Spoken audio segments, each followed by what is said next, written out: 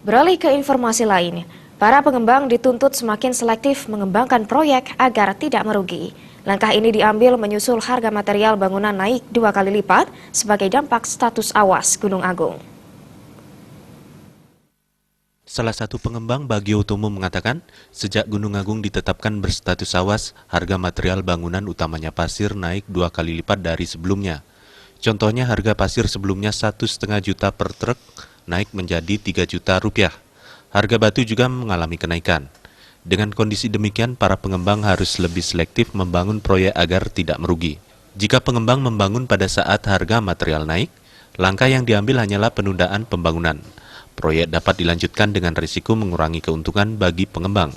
Jika dipaksakan, pengembang dikhawatirkan mengalami kerugian.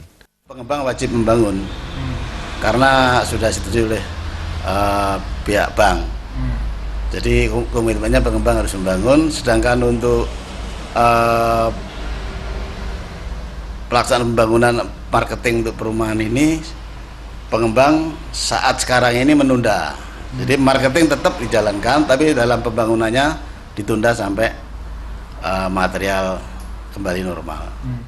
Itu efek sampingnya sekarang kalau pengembang melakukan pembangunan secara langsung, jadi itu cost biaya tertinggi sehingga mungkin tidak ada untungnya. Bagio Utomo menambahkan jika ke depan masih menunggu Gunung Agung aman dan menunggu tidak erupsi, pengaruhnya sangat dirasakan dalam pelaksanaan pembangunan sehingga untuk sementara waktu penundaan pun dilakukan. Sedangkan bagi nasabah yang sudah membayar uang muka atau KPR yang sudah disetujui bank, mau tidak mau proyek pembangunan tetap berjalan sesuai perjanjian antara pengguna dan pengembang.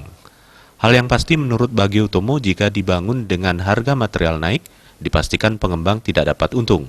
Jika untung besarnya pun minimal. Suparyana dan Saputra, Bali TV.